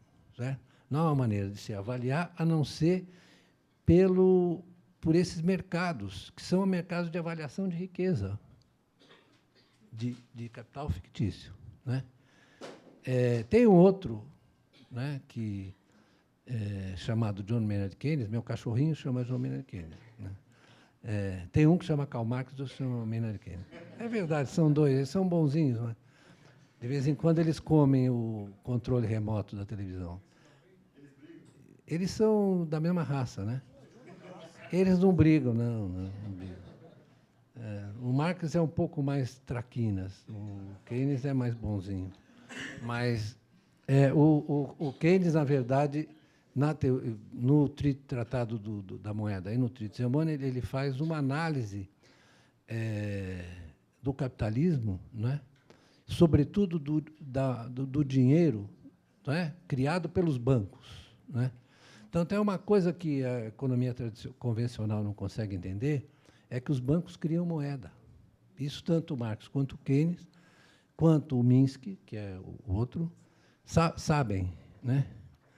Porque as pessoas acham que o dinheiro nasce do Estado. Não, o Estado dá nome, denomina as moedas, mas quem cria a moeda é o sistema bancário junto com o Banco Central, né? Nós estamos assistindo esse episódio aí na crise, né? O quantitative easing, o que é? O Banco Central está criando passivos, está emitindo passivos, comprando papel podre, tirou o papel podre de lá de dentro, e aí você olha o seguinte, bom, mas com essa taxa de juros tão baixa, a dívida pública americana está explodindo, está chegando a 103% do PIB, estava em 80%. Como é que pode? É que o Tesouro tem que emitir papel, botar no balanço dos bancos, senão cai a rentabilidade dos bancos. Então, o Banco Central põe lá um título que está rendendo uma porcaria, mas que, pelo menos, deixa o balanço dos bancos, né, parrudo. Por isso que a tal da Janet Yellen tem medo de subir a taxa de juros. Por que ela tem medo? Porque, pensem bem, eu estou carregando um papel, chama-se marcação a mercado. Eu estou carregando um papel que paga 2,30. Aí eu subo a taxa de juros e o mercado precifica isso e sobe a taxa de juros para 3. O que acontece com o papel que está pagando 2? Micou, né? Principalmente, você tem uma desvalorização desse papel, principalmente se existe marcação a mercado. A grande terror de qualquer instituição financeira é você estar carregando um papel mais longo, leva um choque de juros, subida de juros negativos, se desvaloriza os mercados em que as estruturas de prazo são maiores, né? Aqui no Brasil, não está todo mundo na operação compromissada, é quase um trilhão. Né? Aí é o seguinte, você paga a Selic e tem liquidez diária. Né? Aí, aqui nós estamos bem encurtadinhos. Né? Nós temos esse negócio bem encurtado. Mas lá não, nessas estruturas mais longas, né, você sofre uma perda de capital. Né? Então, por isso que a mulher fica nervosa, ela não sobe a taxa de juros. Né? Então, ela fica dizendo, olha, eu vou subir. Eu vou subir. Segura, senão eu subo. Mas tem gente que está contra, uma porção de gente está contra, porque, na verdade, o risco da instabilidade, e há exemplos anteriores. O que eu queria salientar é o seguinte, essa transformação, né, das formas de financiamento, dos mercados financeiros e da estrutura produtiva, elas estão, né, articuladas. A transformação da estrutura produtiva, eu dizia, você substituiu a empresa verticalizada, porque você foi, na verdade, abandonando as atividades secundárias. Você desverticalizou, você passou para outras empresas. Não é que as empresas que não é que as empresas que são que têm as atividades, por exemplo, de fornecedoras, etc. Vê o caso da Boeing, que eu dei no exemplo da Carta Capital. Né? A Boeing, o que ela faz? Ela é um programa de computador, ela desenha o avião inteirinho com as peças e a determinação aonde vai produzir. Então, ela faz a junção, ela faz a montagem. Né? Só. E é impressionante, porque encaixa tudo direitinho, muito mais perfeitamente do que antigamente, quando você desenhava na prancheta. Muito mais preciso. Né? Então, a Boeing é uma montadora. E essa estrutura produtiva, ela, se vocês forem observar, no meu artigo tem um exemplo só, mas todos os mercados hoje são assim, todos, desde a farmacêutica, passando pela aeronáutica, chegando à indústria de elevadores, a que vocês quiserem. E são poucas empresas integradoras e poucas empresas fornecedoras. Então, é uma concentração, isso é uma concentração da produção incrível, concentralização do comando.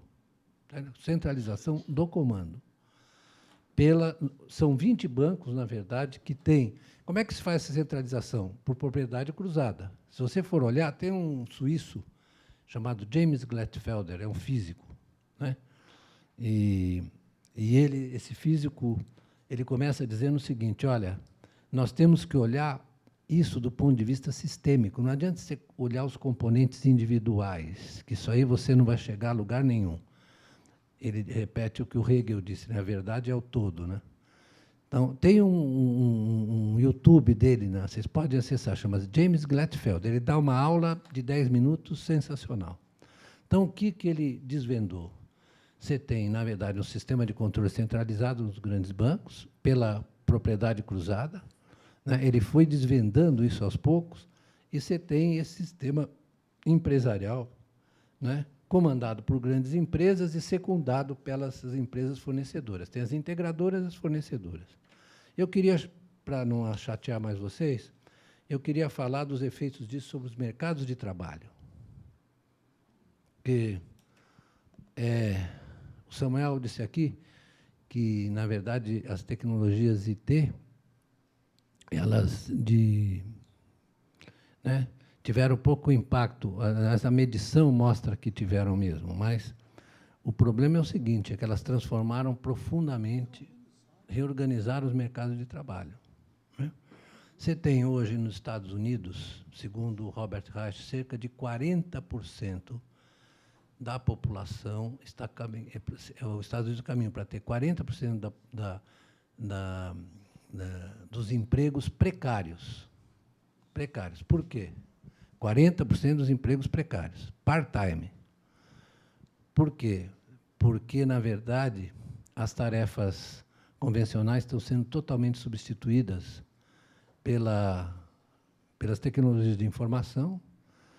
Você tem, na área produtiva, a questão da robotização. Essa empresa Foxconn, por exemplo, ano passado, que é essa empresa que fabrica esses tablets, esses negócios aqui, né? Isso aqui é um exemplo. Isso aqui é fabricado na China, né? Pela Foxconn. E, como ele disse muito bem, o valor que é apropriado pela China é pequeno. O que fica mais no design, no merchandising, né? Ela sai da China contando o valor bruto dela, né? Ela sai no valor contando as peças que vêm de outro lugar, porque a China é uma montadora também. Você vem ali da Ásia, ela integrou as economias da Ásia, né? Integrou não só, depois eu vou falar o negócio do dinheiro, não só pelo lado produtivo, né? Se vocês olharem, por exemplo, um documento do Ministério Japonês de Trade and Industry, o MIT, né? Vocês vão ver o seguinte, que a integração entre as economias, inclusive a japonesa com a chinesa, é uma coisa impressionante, né? Nos bens intermediários, peças, componentes, bens de capital, etc., né? E, ao mesmo tempo, o que a China fez, para falar ela fez acordos de swap de moedas com todos os países parceiros. O que é swap de moeda? Foi até internacionalizando o yuan, né? O Brasil tem um acordo de swap de moeda com a China, de 30 bi. Né? Só que o Brasil, nesse momento, não se mexe, está paralisado, né? Os russos têm 50 projetos no Banco dos BRICS. Quantos o Brasil tem? Nenhum. Zero. É impressionante, né? Nós podíamos, por exemplo, mandar um projeto para capitalizar a Petrobras do Banco dos BRICS. O que você acha? Né? Hã? Foi porque eu falei para eles. Foi. Não, eu estou brincando, mas essa é uma ainda. Por que a gente não se mexe? Né? Porque a gente pode fazer um negócio com eles. Eles são bons de negócio, esses chineses. Eu queria só... Eu vou deixar os 5 minutos. Eu queria só falar uma coisa. Esse fenômeno China é muito parecido com o fenômeno Estados Unidos e Alemanha no século XIX. Né? Ultrapassando a Inglaterra, ultrapassando a Inglaterra como potência industriais. E já em 1890, os Estados Unidos já era a maior potência industrial do mundo e a Alemanha já tinha dado um banho, inclusive tecnologicamente, eles botaram todos os avanços na química fina, na mecânica e tudo. E a China também está fazendo assim, né? A gente não olha direito o desempenho da China, mas ela, de 2001 a 2007, a produção industrial chinesa cresceu 136%. Tá bom? Tá legal isso, uma aceleração dessas? Agora, a outra questão que foi colocada aqui, muito bem por isso, foi a questão da internacionalização do yuan. Né? Quantos anos levou o dólar para substituir completamente a libra? Né? Levou de 1880 a 1945, né? Mas a substituição foi progressiva. Né? Já nos anos 20, os bancos americanos é que faziam empréstimos para a estabilização alemã de 23, quem fez foi o Banco Morgan. E tal, né? Então, não subestimem, porque essas transformações são muito claras. Não vai, o grande conflito hoje, na minha opinião, é o papel do dólar, nasce do papel do dólar como moeda reserva. Porque, quer queiramos, quer não, eles vão ter que engolir o yuan por causa do papel comercial. A China está internacionalizando as suas empresas. Né? Eles estão vindo para cá, eles compraram um banco aqui. 3 bancos. São chineses. Eles estão a fim de comprar Ilha Solteira e Jupiá. Acho que vão comprar. Vão operar na área de energia. Já compraram empresas na Europa. Né? Comente. Começa a ter executivos brasileiros. Sim, senhor. Sim, é do dono.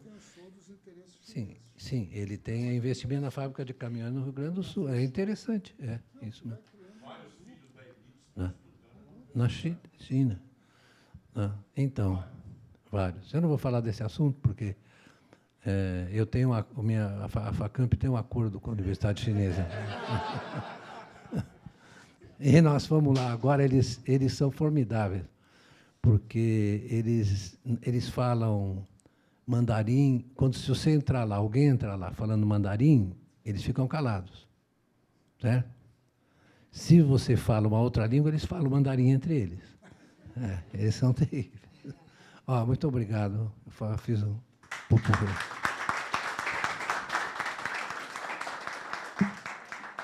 Uma informação interessante, nós estamos sendo assistidos por 657 pessoas agora há pouco. Né? Então, assim, um alcance do debate importante. Antes de passar para as questões, eu queria chamar o Anivaldo para dar um informe sobre o Fórum 21, coordenador do Fórum 21. Presidente. Obrigado. Rapidinho. Aliás, pode passar, eu vou passar. Bom, se apresentar, que acho que tem gente que não te conhece. Anivaldo Padilha, sou presidente provisório do Fórum 21. E eu acho que é uma informação que os 2 membros do Fórum 21 ainda não sabem, né? Mas o embaixador Pinheiro e o Beluso.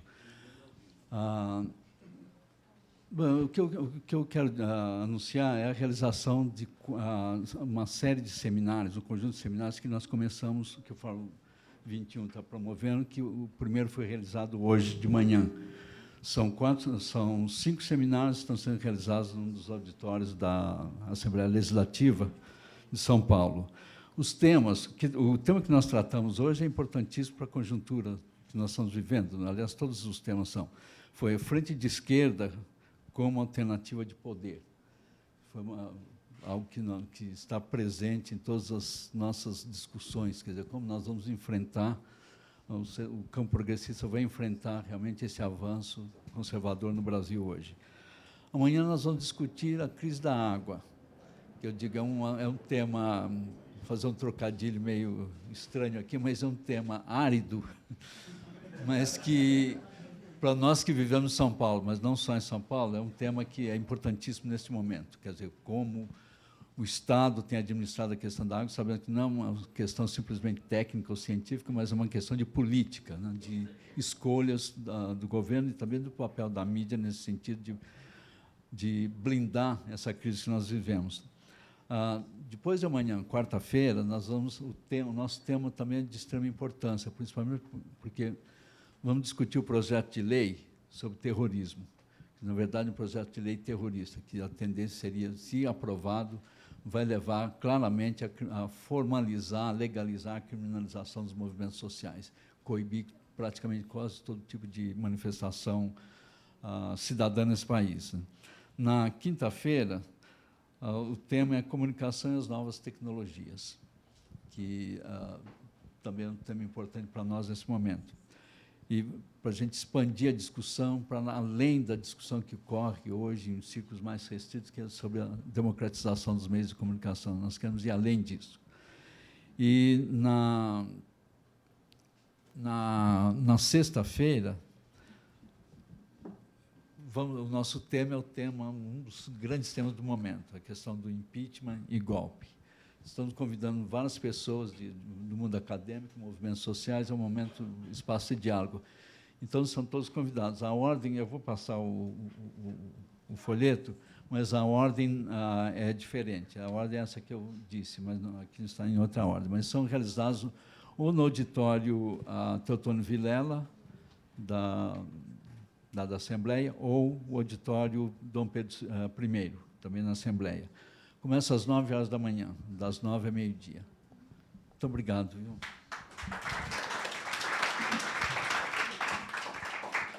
Bom, está aberto para questões.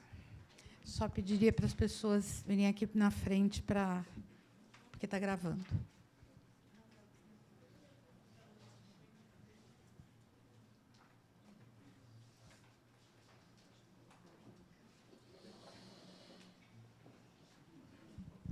Boa noite, meu nome é Marco Piva. Eu fico tentando fazer uma pergunta para o Beluso, para o professor Beluso. Não, eu fico tentando fazer uma pergunta se é mais fácil dirigir o Palmeiras ou o Brasil, mas em todo caso você responde depois. Mas a pergunta é para o embaixador, nessa perspectiva dos BRICS e da economia mundial, se a gente pode falar de um mundo que caminha para uma tripolaridade, ou seja, Estados Unidos, China e Rússia.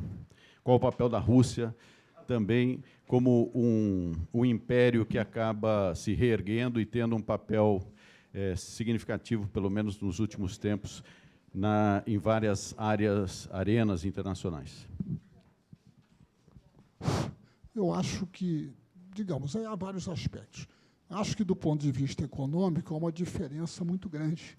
A Rússia, por questões demográficas, inclusive, questões de saúde da população, e até a sua desindustrialização, tentativa de reindustrialização agora, se tornou um grande país exportador de commodities, né?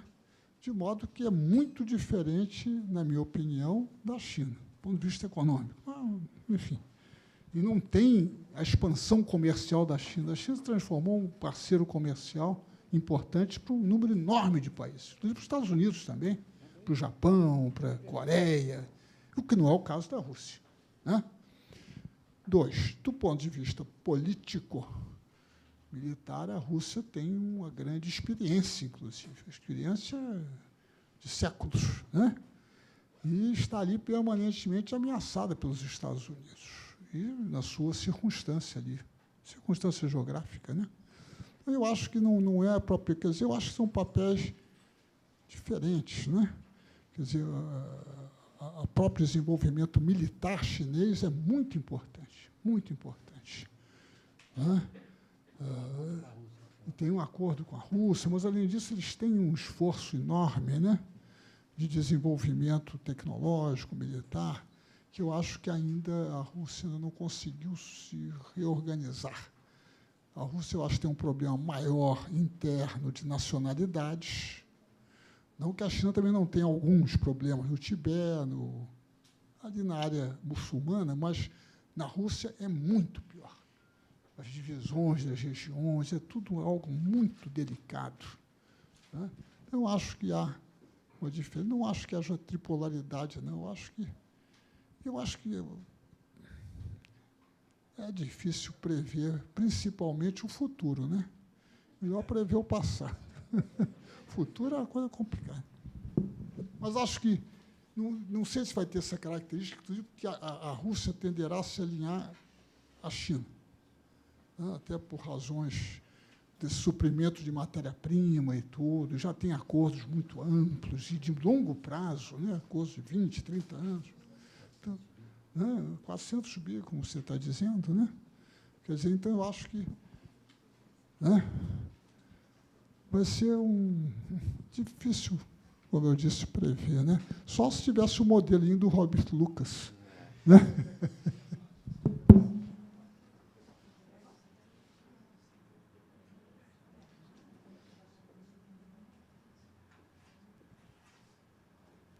Boa noite a todos.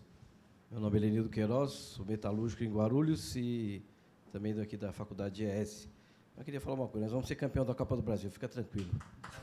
Fica tranquilo. Fica tranquilo. Fica tranquilo. Vamos sim, nós temos fé. Nós temos fé. Nós temos fé.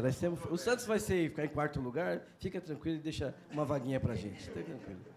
Bom, mas assim, eu ouvindo os três palestrantes, me causou assim, uma grande preocupação, porque nós estamos passando um momento de dificuldade no Brasil, embora pouco se falou aqui da questão brasileira, mas percebe-se que a questão de enfrentamento nosso ele está dentro de um debate geopolítico muito grande que está bem, que as questões nossas vão ficar muito mais fora do nosso quintal do que se resolver aqui dentro, né?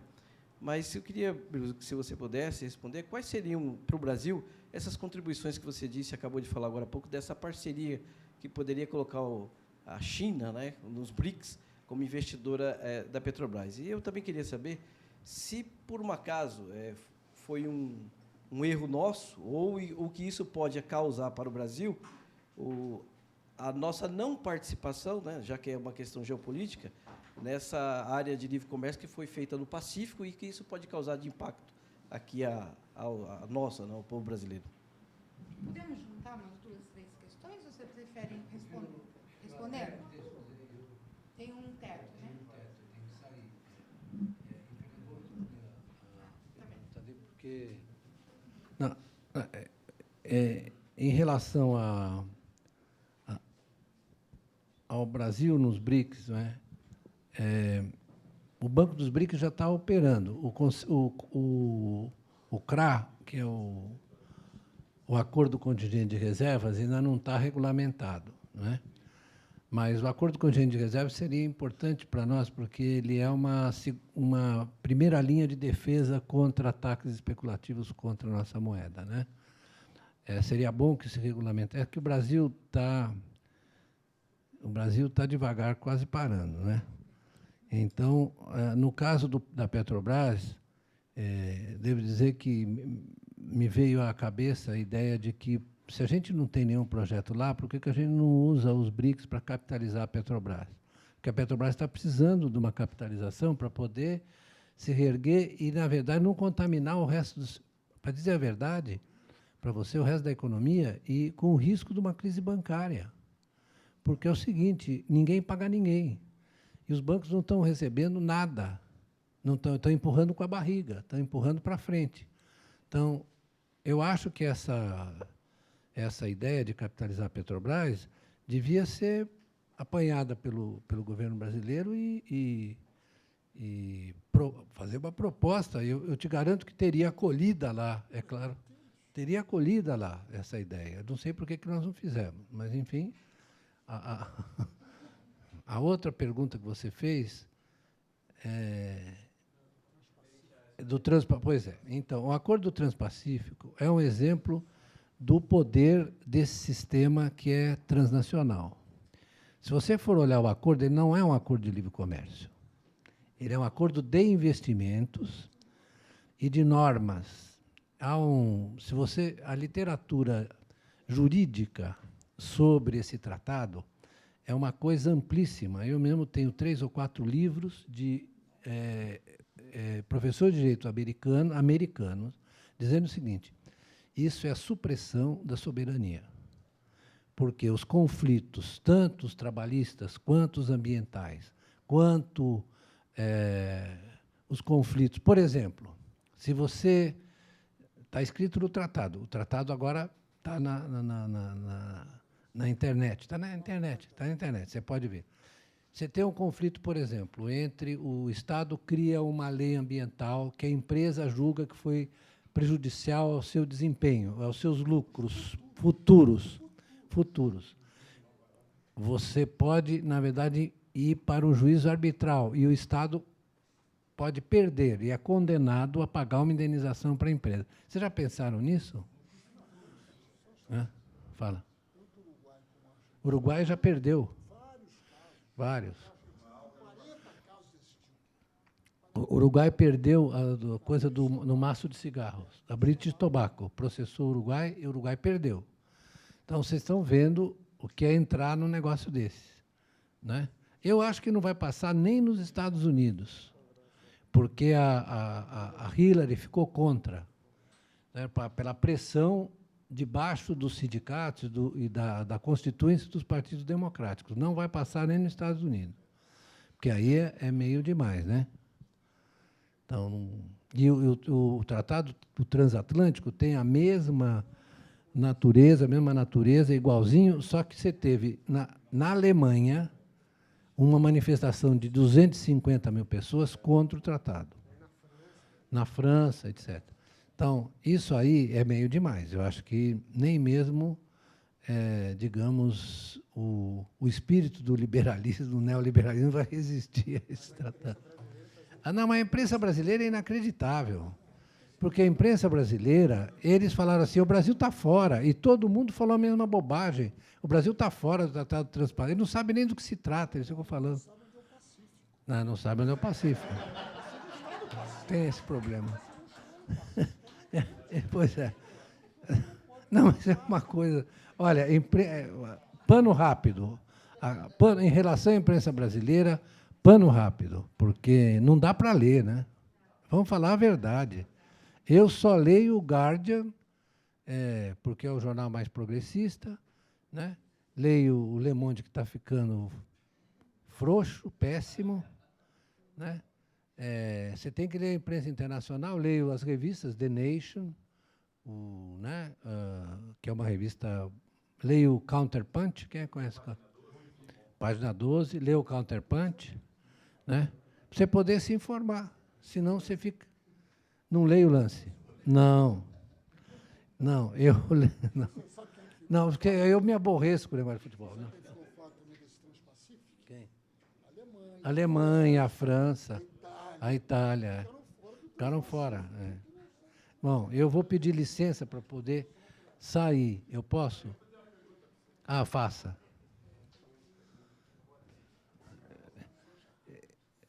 Fale. Boa noite, meu nome é Silvio Lisboa, eu sou sociólogo e economista, e eu queria fazer duas perguntas, na realidade. Uma delas é que, depois da guerra, aquele projeto econômico entrou em crise nos anos 70. Entrou. E aí os Estados Unidos tomam a iniciativa de mandar o Kissinger na China, Isso, 74. De reiniciar a negociação com a China, porque era de fundamental importância separar a Rússia, a antiga União Soviética, da China. Porque, se os dois se unissem do ponto de vista do socialismo, a coisa complicava para o lado deles.